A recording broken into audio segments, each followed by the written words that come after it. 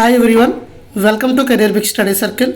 AP constable అభ్యర్థులకి ఒక shocking news అని చెప్పొచ్చు. ఎందుకంటే ఏపీ కానిస్టేబుల్ ఈవెంట్స్ అనేవి డిసెంబర్ లాస్ట్ వీక్లో కండక్ట్ చేస్తామని ఇప్పటివరకు చెప్పడం జరిగింది.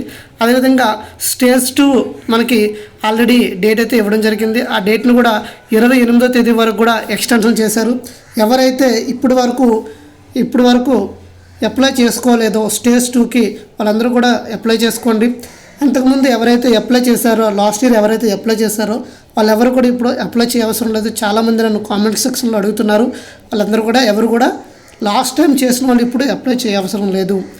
ఇంకా క్వశ్చన్ అడుగుతున్నారు అంటే, సార్ మాది రిజిస్ట్రేషన్ నెంబర్ పోయింది, మేము ఏం చేయాలని అడుగుతున్నారు. దానికి కూడా ఒక వీడియో చేయడం జరిగింది. అదేవిధంగా మీకు కొంతమంది డెలివరీ లేడీస్ ఉన్నారు, వాళ్ళు అడుగుతున్నారు మేము ఎలా అప్లై చేయాలి ఏంటనేది. ఎలా అప్లై చేయాలనేది ఒక వీడియో కూడా క్లియర్ కట్గా స్టెప్ బై స్టెప్ ఎక్స్ప్లెయిన్ చేశాను. మీకు ఏమైనా డౌట్స్ ఉంటే హెల్ప్ లైన్ నెంబర్స్ కూడా ఇవ్వడం జరిగింది. ఆ help line numbers with in working అవర్స్లో మీరు కాల్ చేస్తే ఖచ్చితంగా మీకు సరైన ఆన్సర్ అయితే వస్తుంది.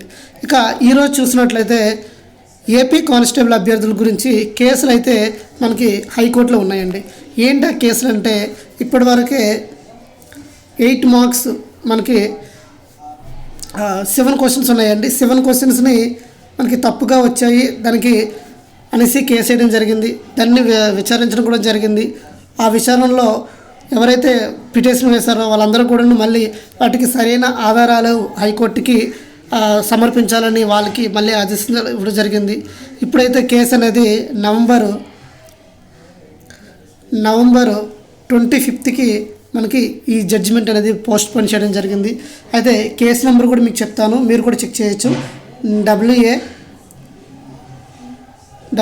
40722/2023 honourable Shri justice. So admission number, date ఇవన్నీ క్లియర్గా మీకు ఉంటాయి. ఇది మీరు ఈ కోర్ట్స్లో కూడా చెక్ చేసుకోవచ్చు, హైకోర్టు స్టేటస్లో కూడా చెక్ చేసుకోవచ్చు.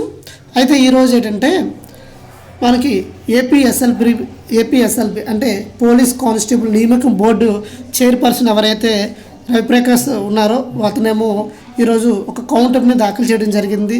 ఏంటంటే కనీసం మార్కులు వస్తేనే హోంగార్డులకి ఉద్యోగాలు ఇస్తాము అని చెప్పడం జరిగింది.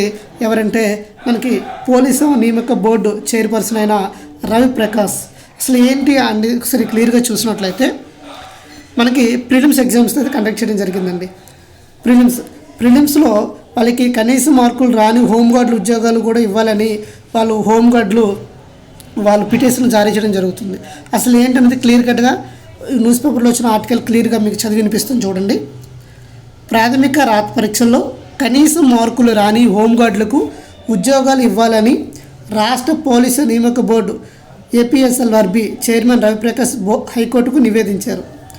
పోలీస్ కానిస్టేబుల్ ఎంపిక కోసం నిర్వహించిన ప్రాథమిక రాత పరీక్షలో కనీస అర్హత మార్కులు సాధించలేదంటూ తనను అనర్హులుగా ప్రకటించారని పలువురు హోంగార్డులు హైకోర్టులో వేరువేరుగా పిటిషన్ జారీ చేశారు. ఈ వాద్యాలపై విచారణ జరిపిన హైకోర్టు న్యాయవాది జస్టిస్ సత్యసుబ్బారెడ్డి హైకోర్టును ఆశ్రయించి అభ్యర్థులని దేహదారుడు అదేవిధంగా తుది పరీక్షకు అంటే మనకి ఈవెంట్స్కు అదేవిధంగా మెయిన్స్ ఎగ్జామ్కు అనుమతించాలని పోలీసు నియామక బోర్డును ఆదేశిస్తూ ఈ నెల 12న మధ్యంతర ఉత్తర్వులు జారీ చేయడం జరిగింది. అయితే చూడండి, ఈ కేసు మీకు ఆల్రెడీ తెలుసు. వీళ్ళు హోంగార్డులు ఏంటంటే వీళ్ళకి కొన్ని మార్కులు అనేది ఒక కట్ ఆఫ్ ఉంటుందండి.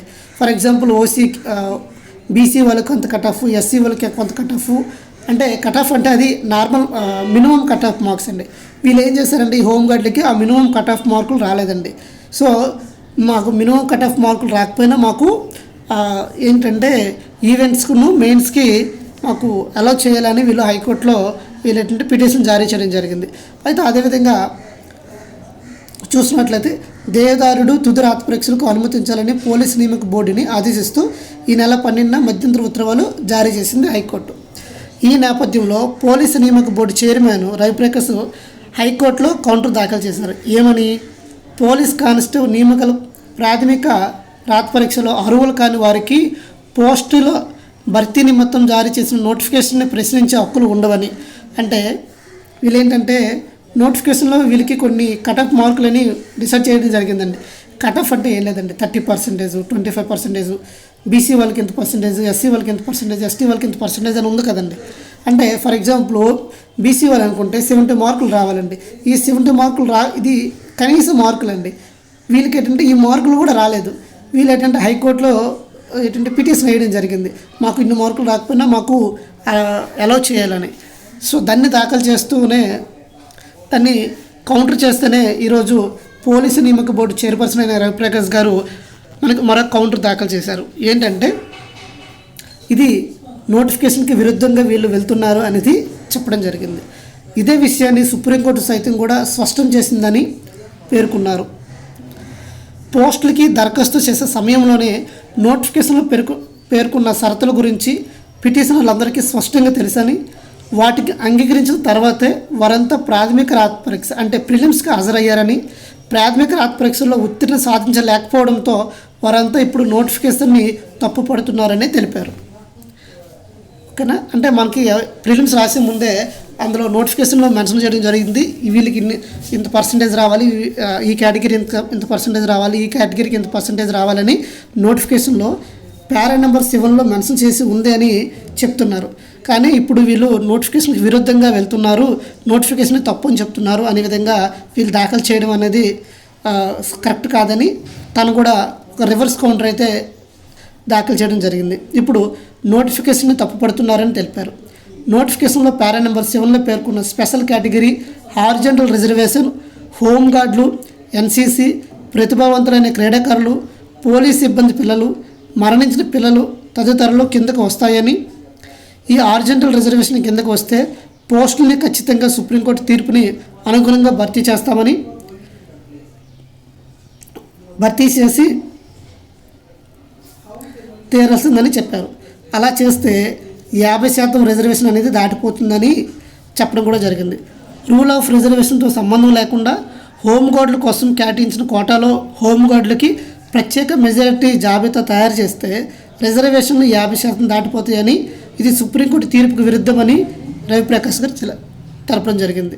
అదేనండి, ఇక్కడ హోంగార్డుల నుంచి మెయిన్ ఇష్యూ వచ్చిందండి. ఏంటంటే వాళ్ళకి పోస్టులు ఉన్నాయండి, వీళ్ళకి పోస్టులకి కొంత ఫర్ ఎగ్జాంపుల్ వీళ్ళకి నెంబర్ ఒక ఐ థింక్ 1100 పోస్టులు, ఐ థింక్ వీళ్ళకి ఇన్ని పోస్టులు ఉన్నాయండి. వీళ్ళు ఏంటంటే క్వాలిఫై అయిన వాళ్ళు ఇంతమంది లేరండి. కాబట్టి వీళ్ళు ఏమంటున్నారు, మాకున్న పోస్టుల్లో మాకు అందరికీ క్వాలిఫై చేసేయండి, ఎవరైతే తక్కువ వచ్చినా వాళ్ళందరూ కూడా అదే ఈవెంట్స్ కండక్ట్ చేసేయండి, ఆడ బేస్ చేసుకుని మెయిన్స్ కండక్ట్ చేసేయండి అని వీళ్ళు డిమాండ్ చేస్తున్నారండి. ఇలా చేస్తే ఏమవుతుందంటే వీళ్ళ యొక్క రిజర్వేషన్ అనేది, ప్రత్యేకంగా హోంగార్డుల రిజర్వేషన్ అనేది 50% కన్నా దాటిపోతుందని మనకి పోలీస్ నియామక బోర్డు అయిన చైర్పర్సన్ అయిన రవిప్రకాష్ గారు ఈరోజు దాఖలు చేశారు. ఇది సుప్రీంకోర్టు తీర్పుకు విరుద్ధమని కూడా ఈరోజు ఆ పిటిషన్లో మనకి ఒక పాయింట్ అండి. ఇంకా చూసినట్లయితే ఇది సుప్రీంకోర్టు తీర్పునకు విరుద్ధం అవుతుందని రవిప్రకాష్ వివరించారు. పిటిషనర్ల అభ్యర్థనను ఆమోదిస్తూ మెరిట్కు పూర్తిగా త్రిలోదకాలు ఇచ్చినట్టు అవుతుందని, పిటిషనర్లు తమ కులం ఆధారంగా వయసు మినహాయింపు కోరుతున్నారని పేర్కొన్నారు. అయితే తమ కేటగిరీ రూల్ ఆఫ్ రిజర్వేషన్ కింద కనీస అర్హత మార్కులు మాత్రమే ఆమోదించడం లేదన్నారు. ఇది సుప్రీంకోర్టు తీర్పుకు విరుద్ధమని తెలిపారు. స్పెషల్ కేటగిరీ కింద హోంగార్డులు కూడా ఓసీ 40%, ఇదండి ఓసీకి 40% అండి, బీసీకి 35% అండి, ఎస్టీలకి 30% కనీస అర్హత మార్కులు నియమించారండి. కనీస అర్హత మార్కుల్లో ఎలాంటి మినహాయింపులు కోరే హక్కు అభ్యర్థులకు లేదని సుప్రీంకోర్టు తాజాగా ఇచ్చిన తీర్పులో సైతం స్పష్టం చేసిందని, వీటన్నిటిని పరిగణలోకి తీసుకునే మధ్యంతర ఉత్తర్వులను ఎత్తివేసి సంబంధిత పిటిషన్లన్నీ కొట్టేయాలని హైకోర్టుని అభ్యర్థించారండి. ఇప్పుడు మనకి తీర్పు ఎప్పుడు ఉందండి, నవంబర్ 25న వీళ్ళ యొక్క తీర్పు అనేది ఉందండి. సో ఈ విధంగా ఈ నవంబర్ 25న తర్వాత మనకి ఈ హోంగార్డుల కేసు అనేది అసలు ఏమైంది, ఫైనల్ రిజల్ట్ ఏంటి అనేది క్లియర్ కట్గా తెలుస్తుంది. ఒకసారి మీరు కూడా ఈ కోర్టు కేసు డీటెయిల్స్ తెలుసుకోవాలంటే మీకు ఆ డీటెయిల్స్ మీకు చూపించే ప్రయత్నం చేస్తున్నాను. చూడండి, మీరు ఇక్కడ చూసినట్లయితే ఈ కోర్టు హైకోర్ట్స్ అంటే high court of Andhra Pradesh daily status చూసినట్లయితే మనకి చూడండి, the honourable Shri justice case number 40722/2023 Jangam సజా the state of Andhra Pradesh dated ఎప్పుడంటే 21/11/2024 మనకి రీసెంట్గా 21వ తేదీన ఇవ్వడం జరిగింది కదండి. అయితే దానికి ఎప్పటికి అడ్జాయిన్ చేశారంటే అడ్మిషన్ 25th చూసుకోండి. నెక్స్ట్ హియరింగ్ ఎప్పుడు ఉందండి? November 25th ఉంది. సో November 25th తర్వాత హోంగార్డ్ యూసీ అనేది ఏంటనేది ఫైనల్గా తేలుతుంది. అదేవిధంగా మనకి కీలో కూడా తప్పులు అని చెప్పారు కదండి. ఈ కీలో కూడా తప్పుల్ని వీటి యొక్క కేసు కూడా ఫైనల్ అవుతుంది. కానిస్టేబుల్ అభ్యర్థులు అందరూ కూడాను డిసెంబర్ ఎండింగ్ కల్లా ఖచ్చితంగా ఈవెంట్స్ అయితే కండక్ట్ చేసే యోచనలో అయితే గవర్నమెంట్ ఉంది కాబట్టి ఖచ్చితంగా మీరు ప్రాక్టీస్ని ఆపొద్దు. మీ ప్రాక్టీస్ని మీరు కొనసాగించండి. ఖచ్చితంగా ఈవెంట్స్ అనేవి మరికొద్ది రోజుల్లో డిసెంబర్ ఎండింగ్ వీక్లో ఖచ్చితంగా స్టార్ట్ అయ్యే అవకాశాలు కనిపిస్తున్నాయి కాబట్టి ఎవరు కూడా విశ్రాంతి తీసుకోకుండా ప్రాక్టీస్ చేయండి. Thank you all. జై హింద్. ఇంకేమైనా డౌట్స్ ఉంటే కామెంట్ సెక్షన్లో కామెంట్ చేయండి.